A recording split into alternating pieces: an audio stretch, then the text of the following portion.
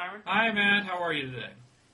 I'm good. I'm hoping that the generous application of sticky, crazy glue on my camera will solve some zoom problems I've had. So it won't zoom into your nose without any warning at all.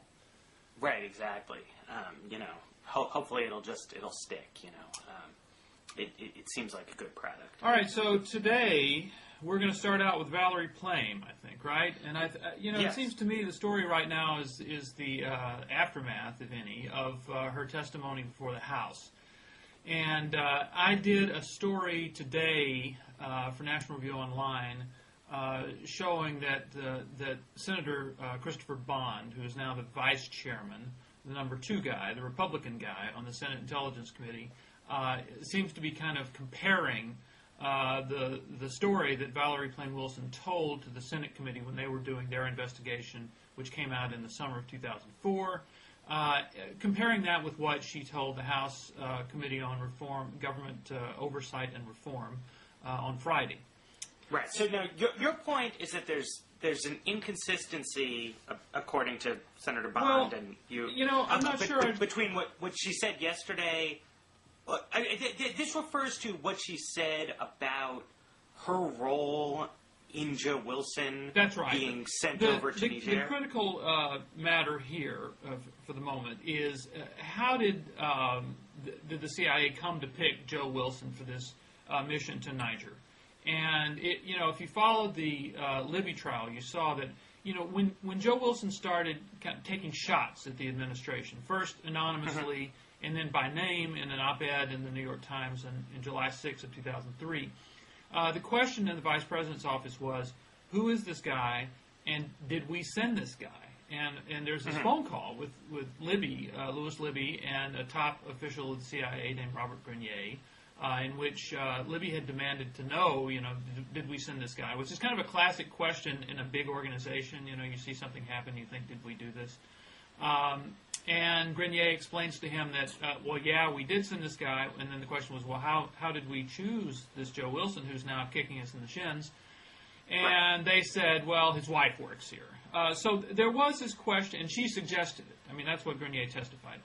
And so there was this question of how it happened. And when she talked to the House on Friday, she said that there was this day, it was in February 2002, and she said, a young junior officer who worked for me came to me very concerned, very upset. She just received a call on her desk from someone, I don't know who, in the office of the Vice President, asking about this report of this alleged sale of yellowcake uranium from Niger. Now, then she says, so this young junior officer is telling Valerie Plame Wilson what has happened, and she says, as she was telling me what had happened, someone passed by, another officer heard this. He knew that Joe my husband, had already gone on some CIA missions previously to deal with other nuclear matters, and he suggested, well, why don't we send Joe? And so that was the genesis of the story. All I reported today was that the Senate Intelligence Committee had interviewed her, and they were very interested in what role, if any, she played in her husband's trip to Niger, because that was a very hot issue at the time. And she never told him this story. She didn't tell him about the young junior officer and the call from the Vice President's office and the guy who was passing by and says, "Hey, why don't we send Joe?" But so I guess here's my question, because I'm not really sort of obsessive. You're not a on this Plameologist. story. I had the occasion to meet Joe Wilson on a park bench in Cambridge, Massachusetts, in the summer of 2004, and he struck me as a bit off, and starting at that point, could you elaborate on that? I'm just curious. I don't know. What was your impression? I mean, I don't want to be accused of any perjuries here. It was years ago, but. I introduced myself because, he was a hot sort of commodity at that time. He said that, expressed some familiarity with my blog, and we started talking. I mean, we talked some about his experience.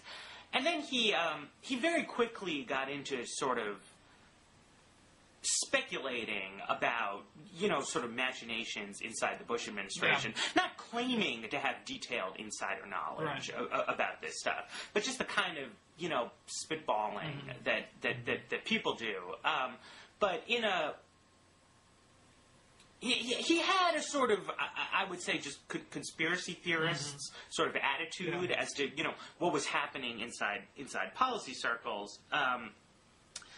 In a way that indicated to me that it was going to be hard to sort out, even when he was just talking about himself, what were, things he actually knew from firsthand experience, and what was sort of, his semi-informed speculation about what was happening. And,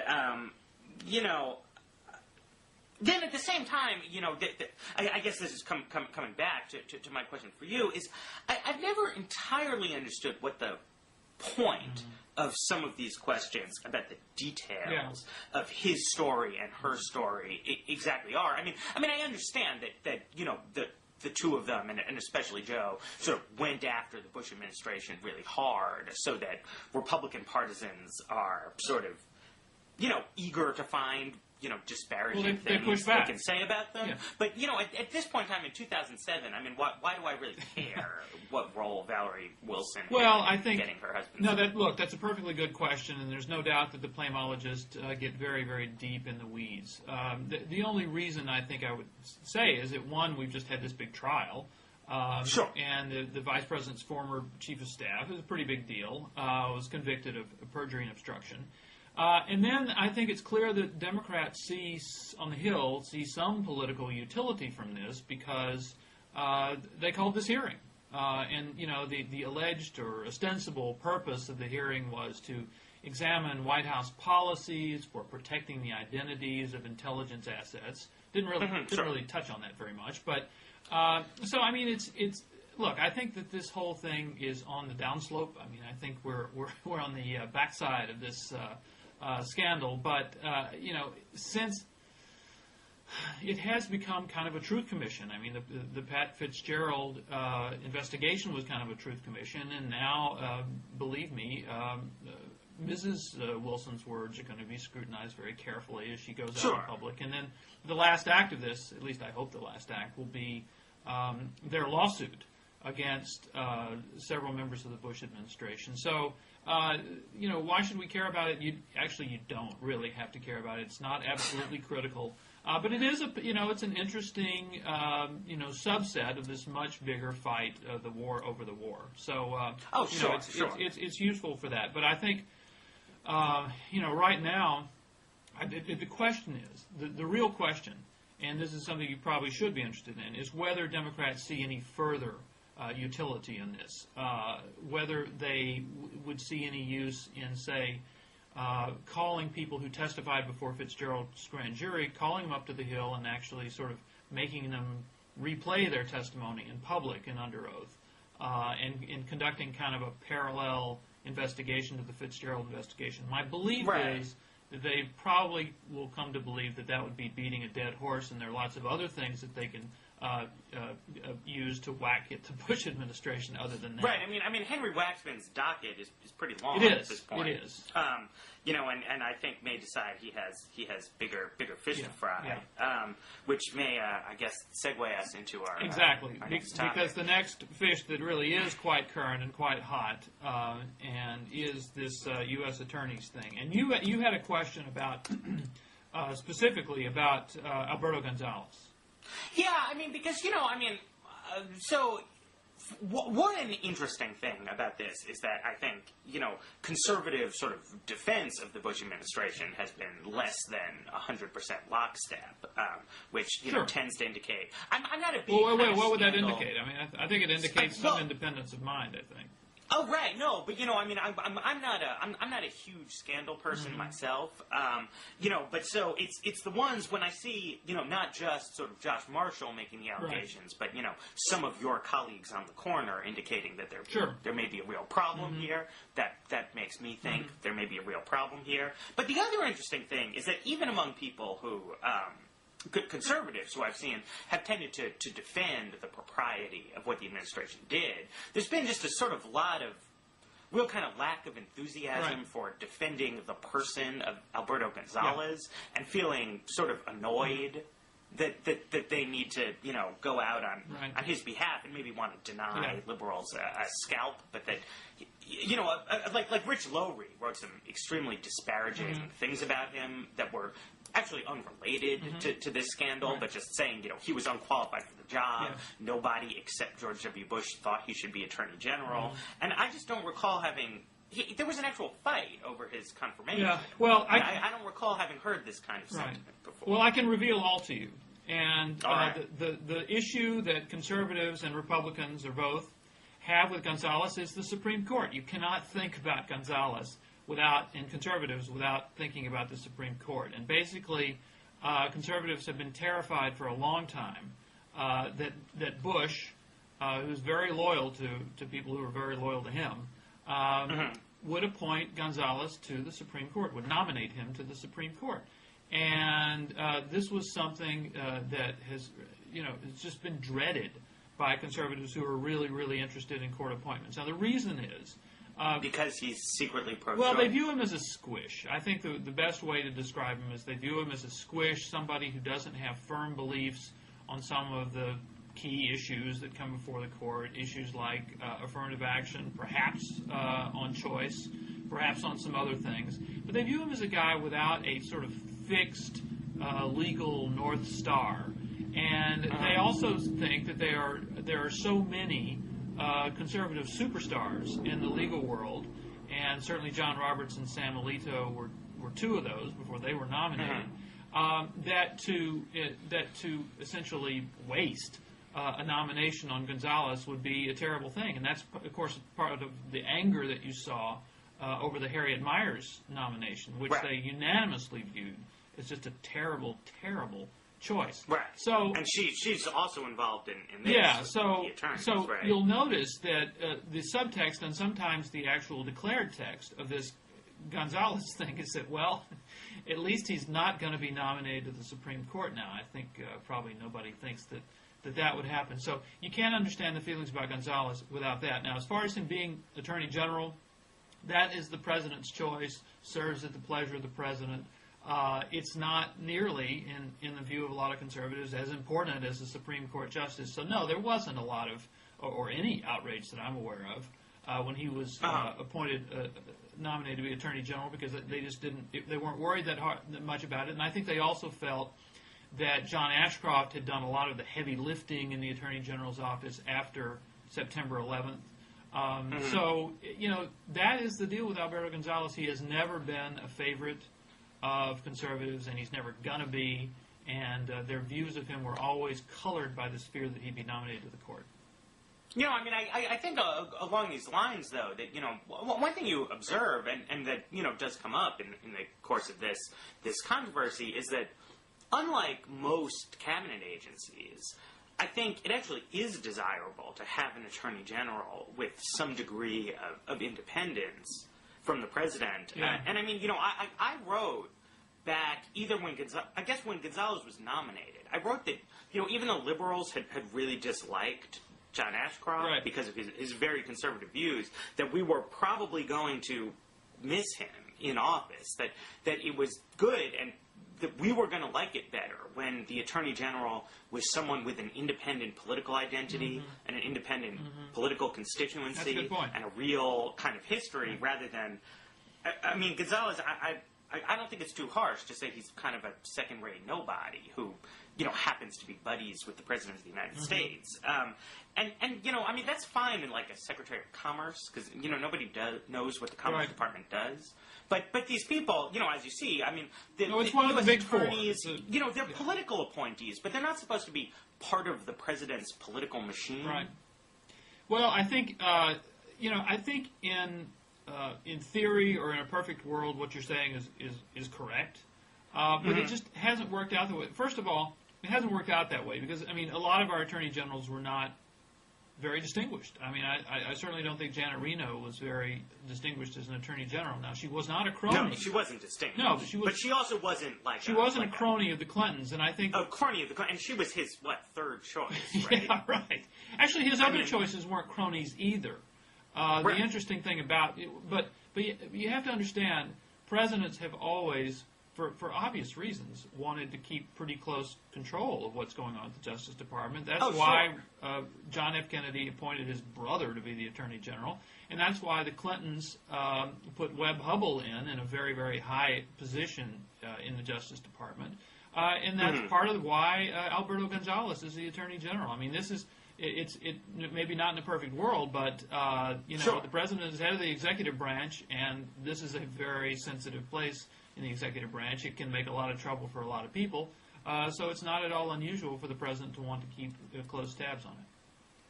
Right. Well, but then, I mean, getting to the specifics of the attorneys, it really is unusual to see this kind of, specific, politicization of those offices. I mean, now, as the administration has been pointing out, I mean, it is true that when Bill Clinton came in and all of the U.S. attorneys had been appointed by his Republican predecessors, he got rid of them all and put in a whole new sort of clean slate.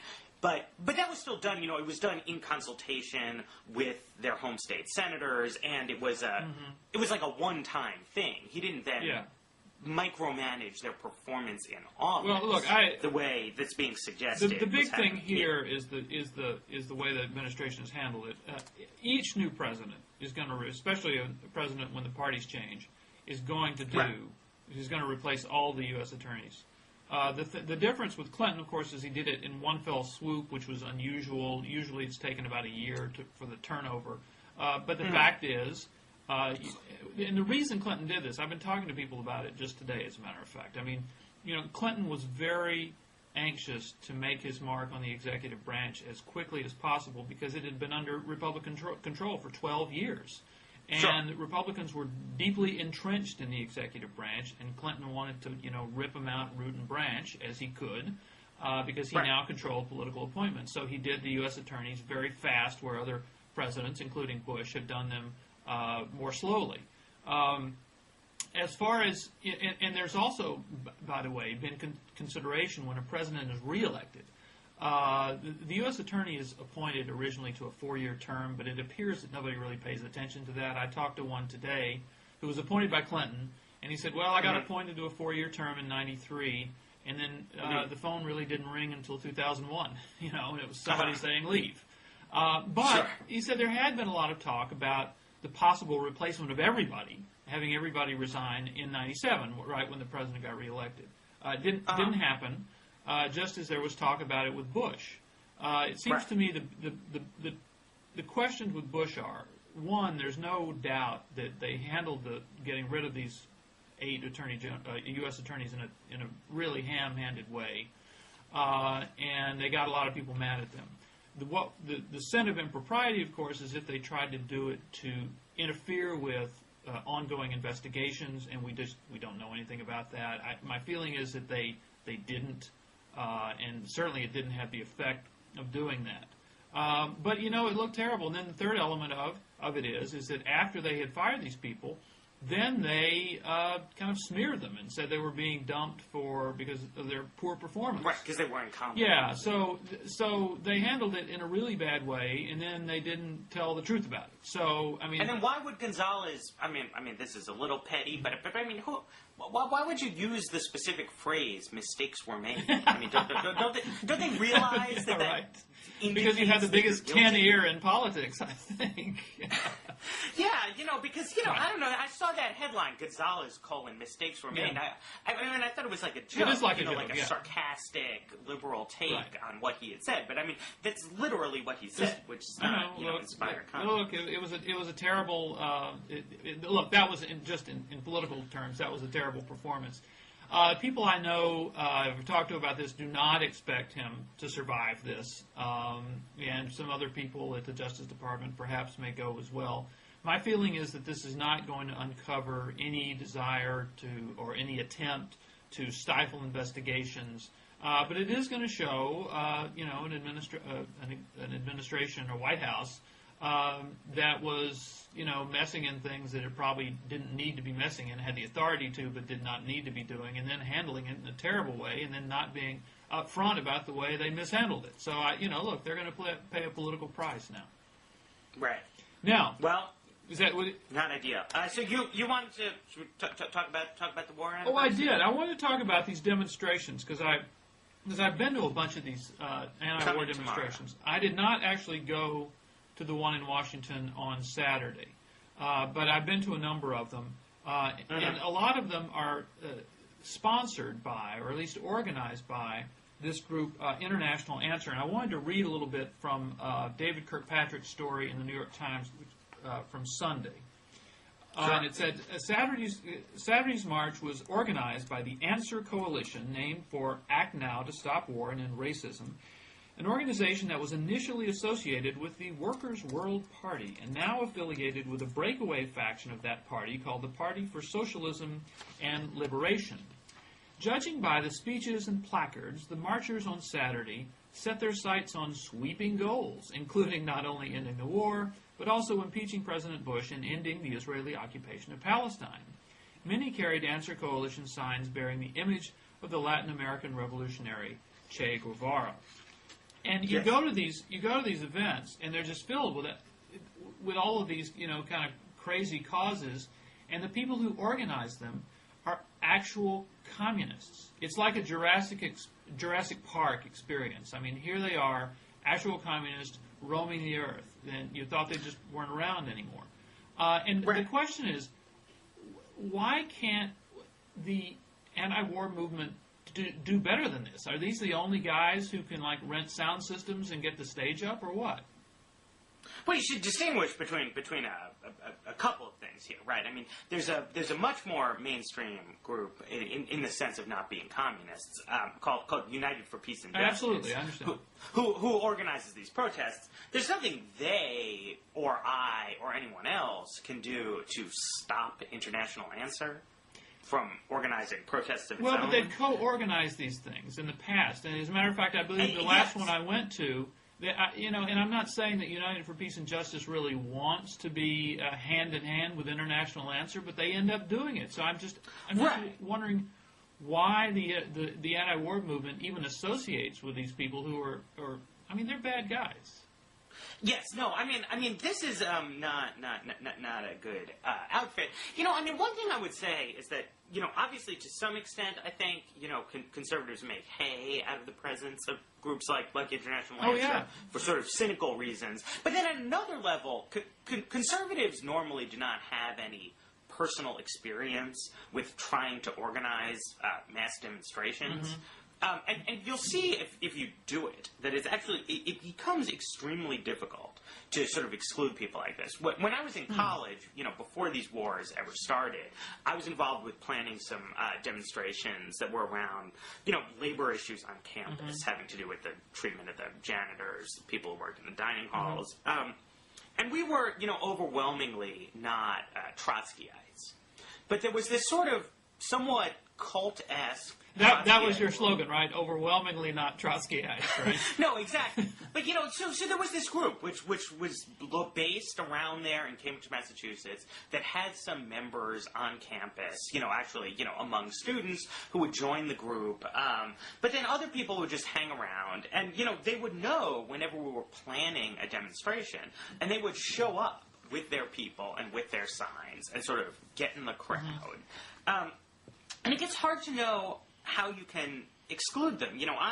I was always on sort of the far-right faction of the campus left, and, always took the attitude that, we should try and do something to get rid of these people, because they would come with signs about North Korea's right to nuclear weapons and, crazy stuff that you don't really want to be associated with. But other people would take the view that they didn't want to start a process of sort of internal purging of the organization, or to establish the precedent that the umbrella group accepts responsibility for any sentiment that someone may voice there. So that, for example, United for Peace and Justice includes in its coalition the American Friends Service Committee, which, nobody thinks is pernicious in the way International Answer is, because, Quakers are respectable people. But at the same time, they are pacifists. And so now, I don't want to you would expect pacifists in an anti-war demonstration. I don't think anybody has a problem with that.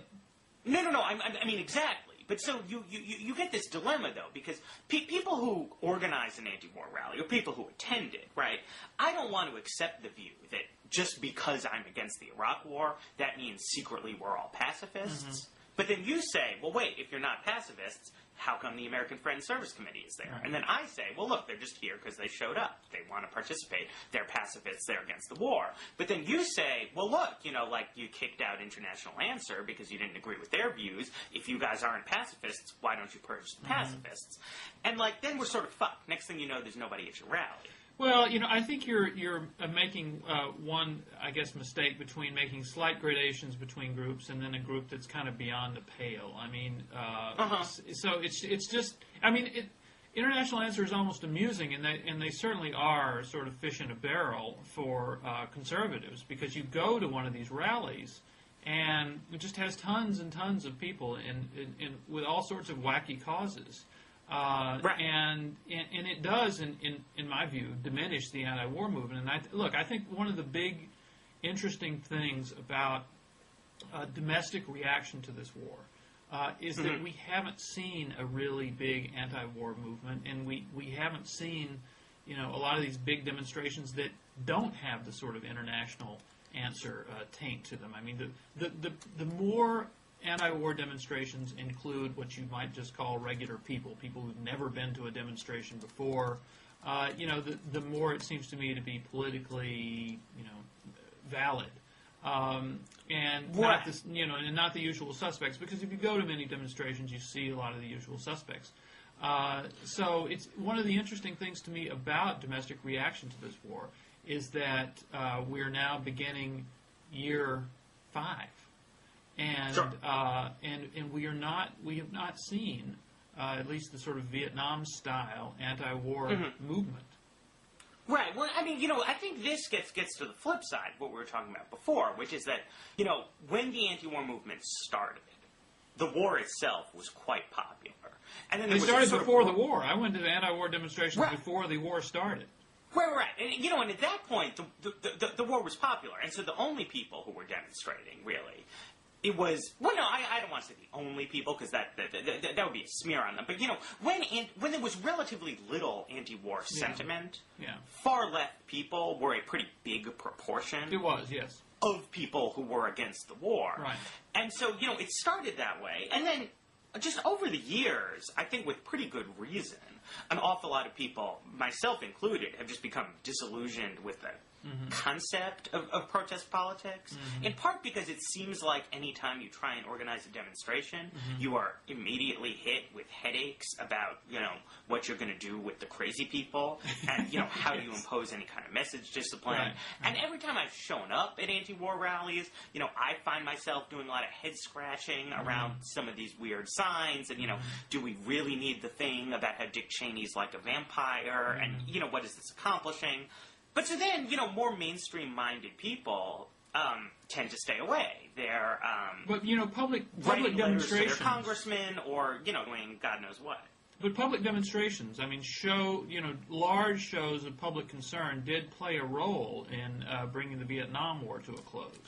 Well, my understanding is that there's some dispute about this, and that one issue the anti-war movement developed was that the anti-war movement itself began to frighten a lot of people who, people who had become disillusioned with the war. And I think a lot of people, myself included, are inclined to believe that it's not an effective way to oppose the war, to sort of suggest, as was suggested by the anti-war movement in the early 70s, that opposition to the continuance of the war is sort of a piece with threats of social disorder and that kind of thing. And that, we would much rather do things like, people tried to get Democratic congressmen elected in 2006 on who were promising various kinds of plans to withdraw troops from Iraq.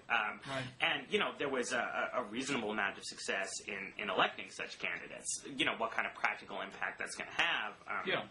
Obviously, well, that's our next topic and maybe can be segued into. But, I think it's a good thing that people, because you're not immediately adjacent to the civil rights movement, which was a period when sort of demonstrations and civil disobedience were really an important and useful political tactic, that now people have decided that, you organize against the war the way you do anything else, which is through conventional politics. Well, and we get to the conventional politics, which is what's going on Capitol Hill, and very specifically what's going on among Democrats on Capitol Hill. I think it is interesting to the degree to which this story has become a Democratic story, because early on it seemed to be there was a lot of press emphasis on how many Republicans would be peeled off, how many Republicans would join them. But the story for weeks now has been Democratic disunity and difficulty in finding an actual strategy on the war. And the latest thing is this House Appropriations Committee handling the president's $100 billion request for supplemental funding for the troops in Iraq and Afghanistan. And the interesting thing about it is they approved this money, but in a couple of ways. They've added all sorts of other stuff in a kind of a classic pork barrel style, $25 million for the spinach industry, which was said to be in hopes of helping this man, Sam Farr, the Democrat from California, who's from that area. He's the guy who famously said that, people laugh at spinach, but if we ate more of it, we would be a stronger nation. And who's to deny that? But so this is basically, there's a lot of pork for sort of Democrats who represent more conservative districts. Right, so the question is, what does that mean? Does that mean that the Democrats are having to sort of buy the support of some of their more conservative members to go along with a move to put the brakes on the war? I mean, I think the short answer is yes. The longer answer is that the Democrats' dilemma is that they were elected with a mandate to do something that they're not constitutionally empowered to do. Right? Which was to persuade the president to begin some kind of prudent process of withdrawing troops from Iraq.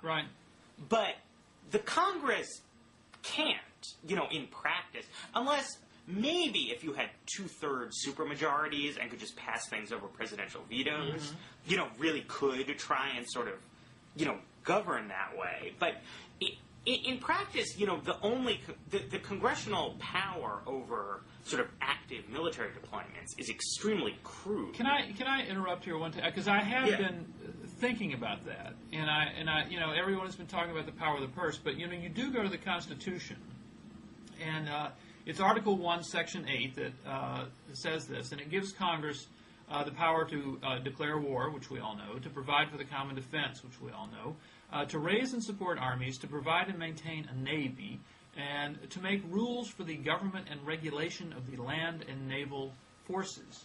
I think it's clear that the founders intended as far as the military is concerned, the founders intended Congress to have more of a role than just writing the checks.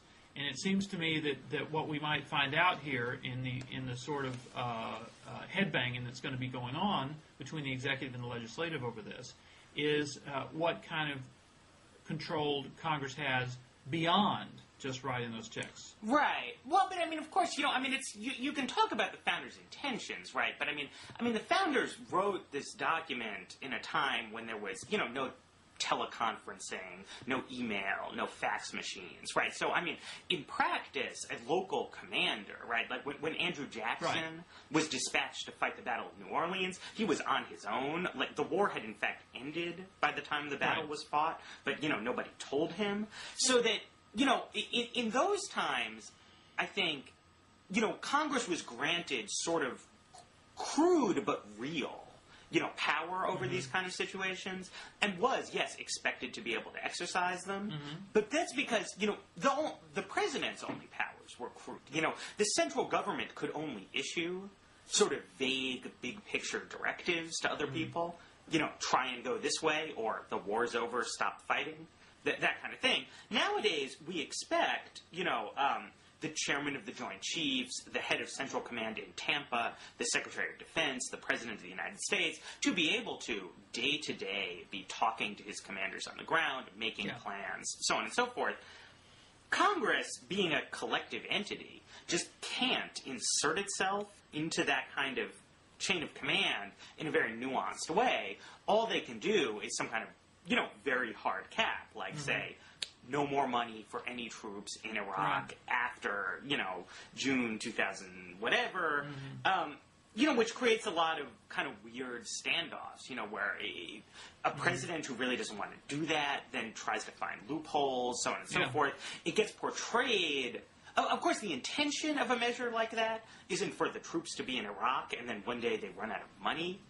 The intention would be for the president to have it be the case that there weren't troops in Iraq there anymore. But, it can get portrayed politically all kinds of ways. It creates a lot of problems. And I think it means that, unless you start seeing mass Republican defections away from the war, the Democrats aren't going to get very much done on this topic. I think you're right. And I think that themselves. First of all, we have these kind of tentative reports of progress as far as the surge is concerned, and in each one of those reports that we get makes it harder for the Democrats to attract any Republican support at all. The other thing is this Blue Dog group that, after the election was given great credit for, being the margin of victory for Democrats. I mean, they're just not going to go along with this John Murtha stuff. I think Murtha made a terrible mistake when he spoke to the group. I've just forgotten the number. It was movecongress.org, I think. I believe it was associated with the group Win Without War, another one of these anti-war groups that's in the sort of mainstream anti-war group, I guess. Cause their head is like a former congressman. Yeah, Tom Andrews is the guy who I believe was on Meet the Press on Sunday. He's been around quite a bit.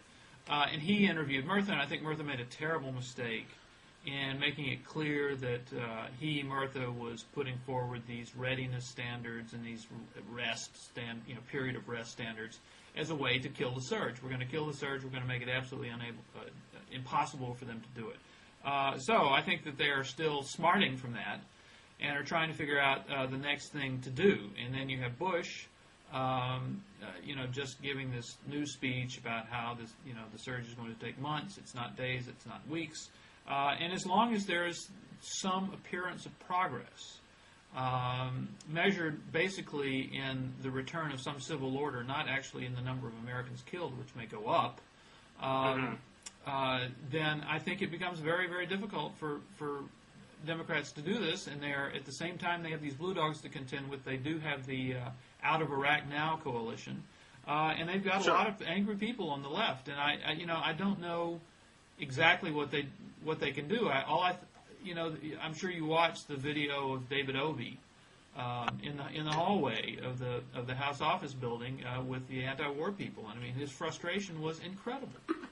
Sure. Well, especially the more liberal members like Obey are very frustrated with, the sort of conflicting pressures on them. He was frustrated with the left. What? He was frustrated with the left. Well, he was frustrated with the reason, because his office tried to, apologize, make nice for that. The reason he would lash out like that is that he's frustrated in general. And yes, in particular, a guy like Obey, who really is a liberal, is upset at the way people on the left are sort of, impugning the good faith and, his commitment to sort of their issues. On the subject of the surge, I just want to say I would recommend an article Justin Logan wrote that was about this, where he noted, among other things, that there's always been, every year, a sort of seasonal dip in violence in Iraq around now, which may account for the, appearance of progress in part. Obviously, we're going to have to wait and see.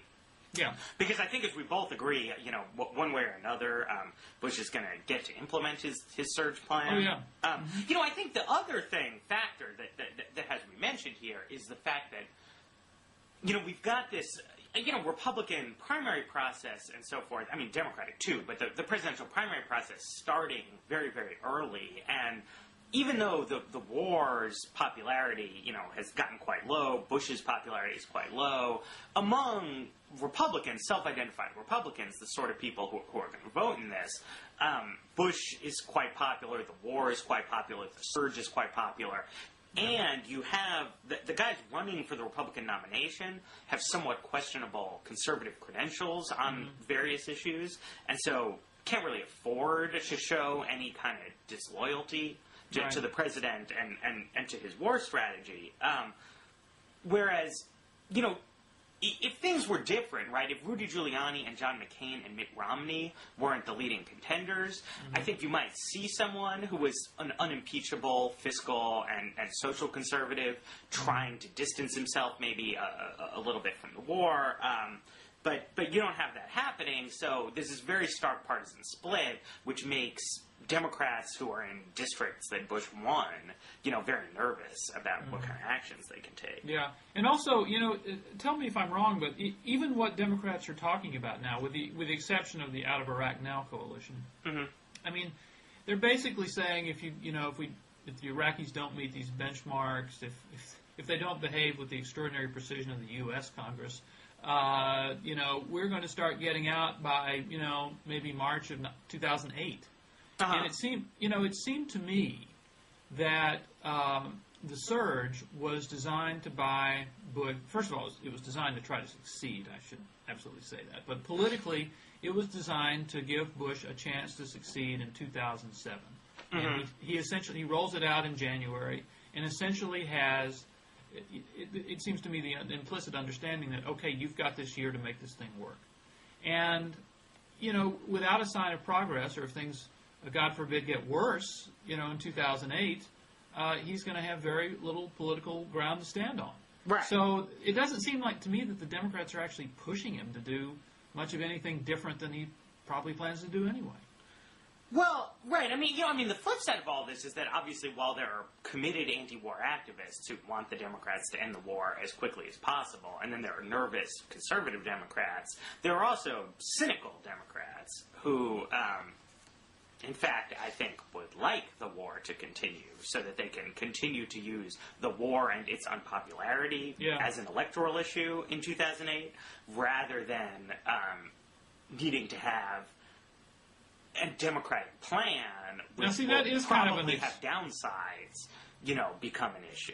Now, I will say that is kind of an explosive charge for you to say. I'm not holding you to it, but I mean that there have been some conservatives or Republicans who've said, Democrats want this thing to go on, and it's one of these things where you can't, in the national interest, want this to go badly. I mean, you just can't. But you're not suggesting that some Democrats actually do, are you? I don't think I'm saying that Democrats want the war to go badly. I'm saying that some Democrats who believe the war is going badly, or I don't even want to say it that way. That there are some Democrats for whom, an important priority is just that whatever happens in Iraq clearly be the Republican Party and George W. Bush's responsibility. Yeah.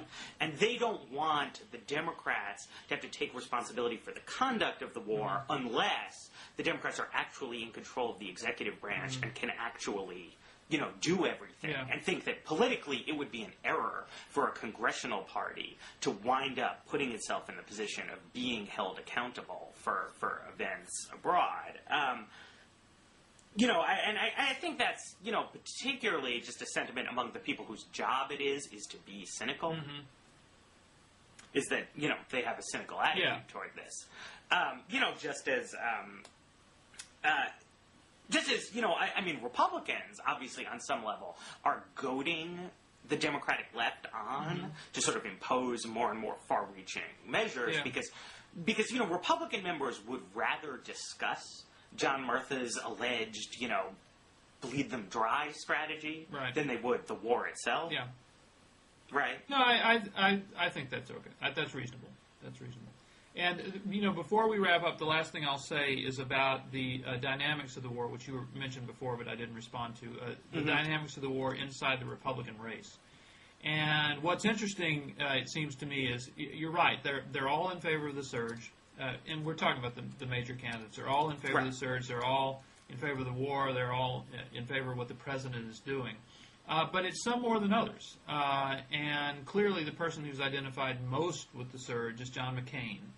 Sure. And there is a dynamic going on inside the race where the other candidates, and they've not the candidates themselves, but people in their camps have said this to me. They said, look, we're all in favor of this surge, but McCain owns the surge. And what that message is look, if this goes badly, we're all going to get some blame, but he's going to get more. And we'll be doing better, because he'll get more of the blame. So their view is that they are backing the surge sort of out of respect for Bush. Yeah. He should get his chance. But then it's not their idea. That's right. But there is the potential for finger-pointing within the Republican field about the war, which is something we have not seen now. But if it does go worse, if the surge doesn't work, and if there's no measurable progress in some period of time, certainly by the end of the year, there is going to be, I think, there are going to be cracks in this field of Republicans. Right, because that, it seems to me, is what it would take to get the bold Democratic action that, people on the left are hoping for. What would make congressional Democrats more enthusiastic about really trying to put the screws on would be if the Republicans were shooting at each other. Because people like to hear this story about how the other party's in disarray. Right. That's a perennial favorite of mine, as a matter of fact. Sure. No, exactly. And I mean, especially because, in fact, there's always some level of disarray and disagreement in the House of Representatives in particular, where it's hundreds and hundreds of people. And so there's a lot of just sort of effort to kind of toss that label back and forth. Right. If you see the Republican primary get a little more contentious, then I think Democrats will start going further. All right, I think that does it for our slate of topics today. Valerie Plame, U.S. attorneys, Alberto Gonzales, anti-war demonstrations, and the politics of the war on this war anniversary. So, listen, I enjoyed it. And yeah, me too. I think the next thing we do is we, together, press this button to end this particular dialogue. So we go 1,